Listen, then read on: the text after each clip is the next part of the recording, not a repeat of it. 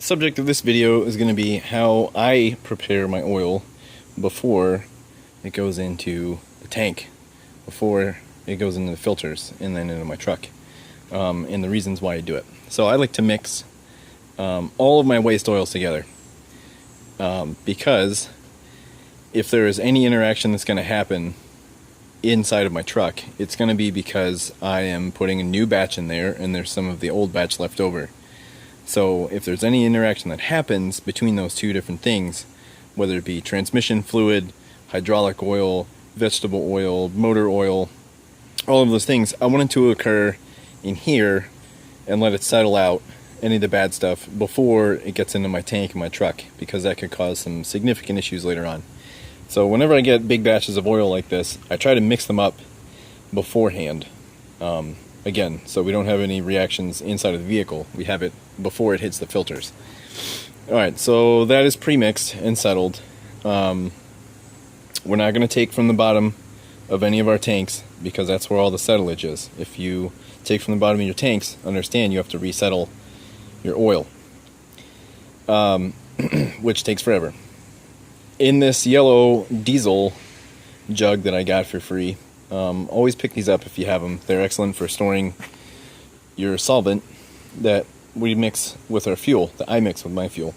And that is 100% petroleum. That is the ticket, 100% petroleum gasoline.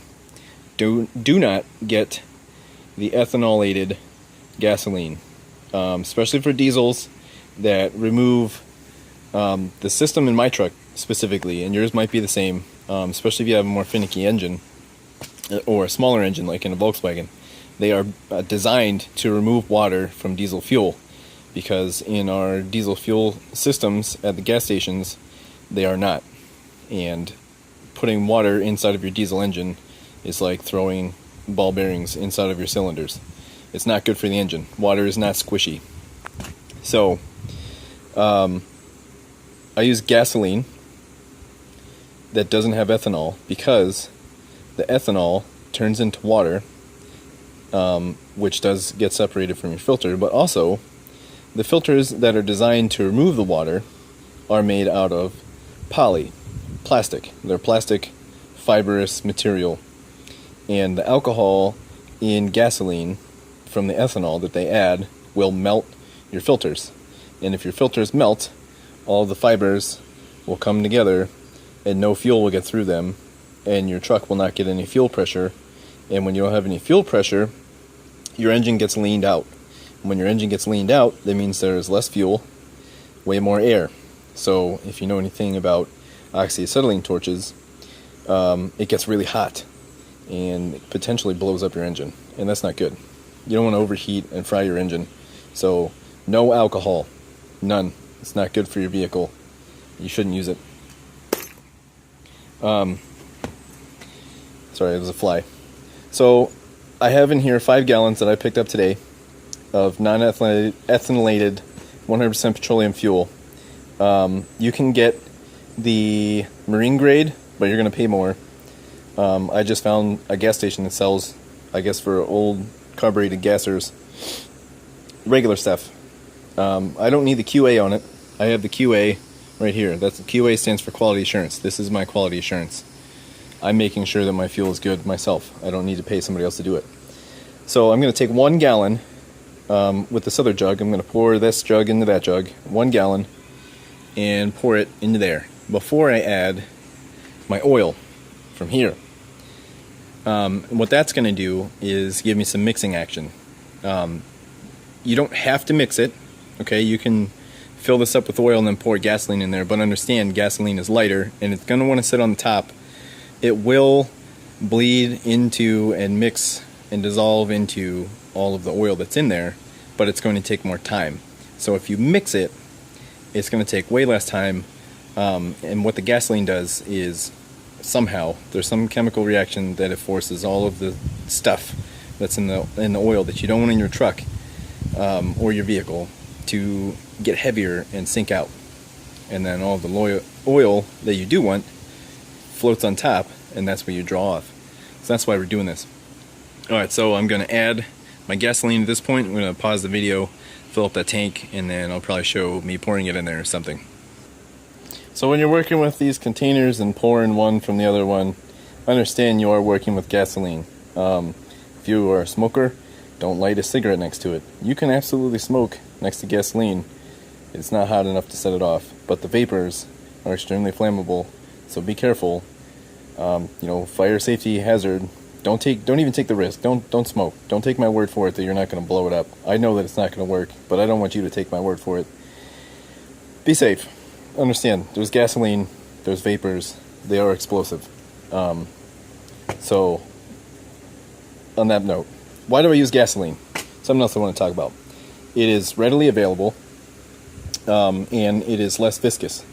And that is the issue with smaller, more fickle engines, diesel engines like my truck. My truck is very fickle. It likes its viscosity of fuel, which is the viscosity of diesel. So I know that if I add 1 gallon of gasoline to this vessel of fuel, it will get me to approximately the viscosity of diesel. Even still, this is only about half my tank, which is perfect because I will mix this in my tank with half diesel. And it works out perfectly. So the viscosity comes even closer to diesel, even though this isn't quite. It's a little bit thicker. Another thing with gasoline. So, yes, you can run gasoline in a diesel engine. Up to, I think it's 15%. 15% gasoline and diesel will run. You can go to the pump with your diesel truck and add a little extra gasoline in there. You'll decrease the viscosity, you will increase your fuel pressure, you'll give it a little bit more bang for your buck. If you do that, make sure it's 100% petroleum, because the ethanol will melt your fuel filters. So, on that note, that's why I use this. I have heard of using kerosene. I have not experimented with the viscosity and how much to add and this and that, but it does work about the same. This is nice and clear, so you don't have that issue where if somebody dips your tank, like law enforcement, and they're going to charge you the tax. I belong to a diesel forum. Nobody on there, because I've asked, I started a whole thread, has ever gotten pulled over and gotten a dip test on their vehicle, because that's asinine. Unless you're a commercial vehicle, the cops have no interest in doing so. So, 1 gallon of gasoline. It's already drying up, so the vapor hazard is going away. This is my storage bin, storage container that I'm going to keep gasoline for another time.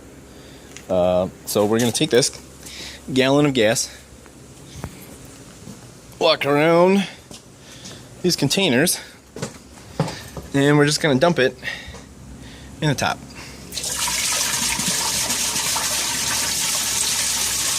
Nothing fancy about it. Just dump it right in there. You can use dirty containers, dirty old containers, and you don't know the quality of them. Just make sure there's no ethanolated fuel inside of them.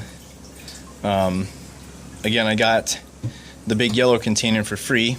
I looked inside before I filled it up with gas, and it was nice and dirty. And most people would say, I don't want that container. It's full of dirt. Well, now that I'm adding this gasoline to my fuel, all of that stuff is going to settle out to the bottom where I can drain it off and resettle it in my storage containers and then pump the good oil back in there. So through this process, we're removing all the contaminants. So I'm not worried about a dirty container. Alright, so once that's in there, I got my hose set up in the top. It's clamped down so it won't break off and spray oil everywhere. Hopefully it doesn't. It might. This valve is shut, so we got to open that. Wrong way. There, it's open. We got our pump that I got from my other video that I salvaged. Check that video out. And then it is going off the suction of this drum. So while we were filling this container with, let me plug this in, I'll be back with you shortly. While we're filling this container, the pour off from this hose is mixing the gasoline into the fuel. So that is what we want. It is mixing the gasoline into fuel and therefore decreasing the settling time. So we're just going to stand here and watch, and I'll probably pause the video because it's kind of boring. Or unless you want to think about buying a pump similar to this at Harbor Freight, this is what it does. How fast the flow rate is. I believe this is 16 gallons-ish in here. Almost 20 gallons. So you watch how quickly this flows up. It's about a gallon per inch. And this is what it does for waste oil. I was quite impressed with the flow rate. It's not the fastest thing in the world, but it works, and it was free. I think I priced one of these pumps at Harbor Freight, and it was approximately $50. So it's really not expensive if you want to buy one. So there's about a gallon. Alright, I'm going to pause this video, fill this up, and then unplug it, and then do some more talking. To get some better mixing action, I decided to take the clamp off and hold the hose up a little bit. Just get a little more bubblies going on in there. Maybe go around. Make sure that the gasoline is good and mixed in there so we don't have to wait as long.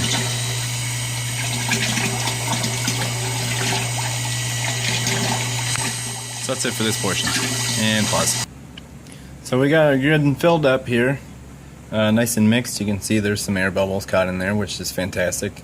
The air bubbles might make some moisture in there when generally oil sinks, so that's not a big deal. But the air bubbles rising to the surface is going to provide a good mixing action. The way that I put it in there, I swirled it around all the way around to mix in the gas fairly well. But also what we're going to do is we're going to take the air compressor there and hook the air line to my pump, and we're going to force backflow some air into the bottom of this tank through this line right here. The air is going to come through there and bubble up. We don't want to do it too vigorously that it splashes out and gets all over my garage. So we're just going to crack it and have a slow bubbling action. Another way that you could do this for mixing, and I think it's an excellent idea, again, you have to take into account materials.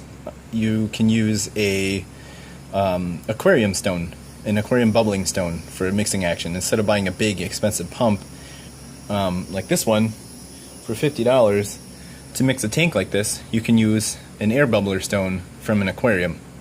And how you would do that is you just have your pump located somewhere out here, maybe on top of this thing or anywhere.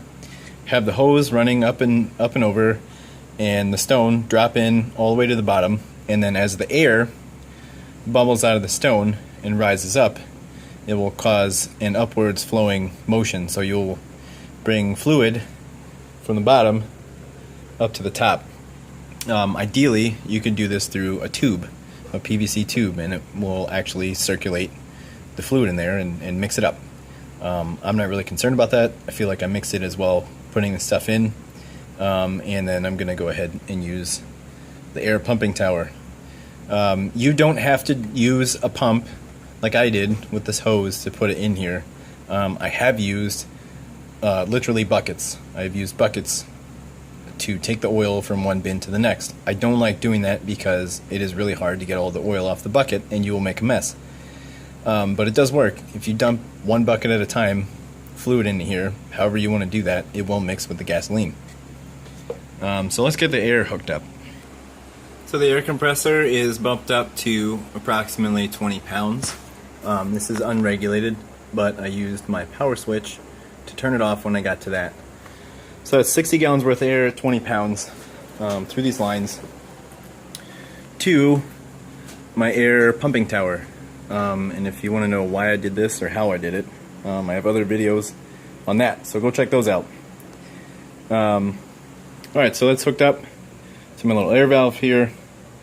I'm going to apply the air, make sure it's nice and charged up, align the system so that the air comes back into the tank. Okay, so this valve is open. It's going to supply air up this hose into my tank, and let's turn it on. So we don't want a lot of bubblage that we're going to throttle this down. We don't want a lot of bubblage because it will bubble over the top. So we'll do half open on each of these.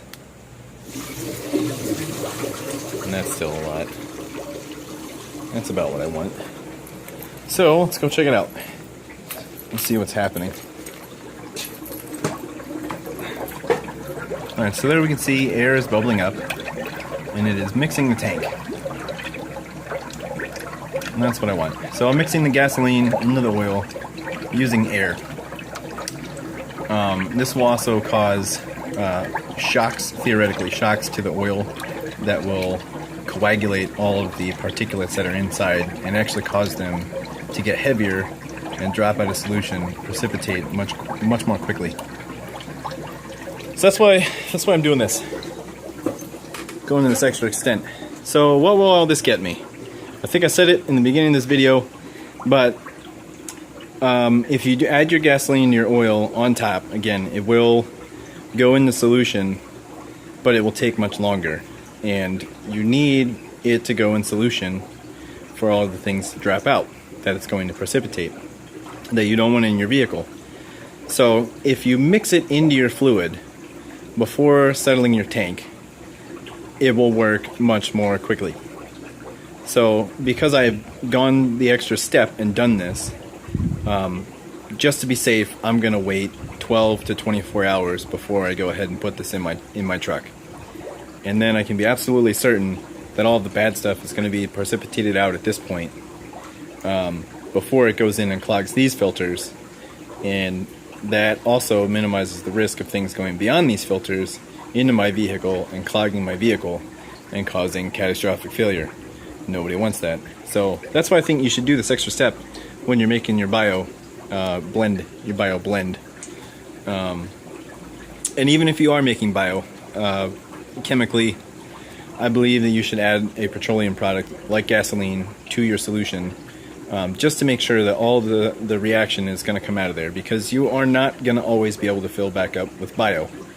And on the day that you need to put diesel in there, that is a petroleum product, and it will precipitate all of the things in your vehicle that you don't want. So that is the conclusion for this video. I hope you guys found this informative. I hope you guys have an outstanding day. Don't forget to check out my other videos and like, share, and subscribe. I'm out.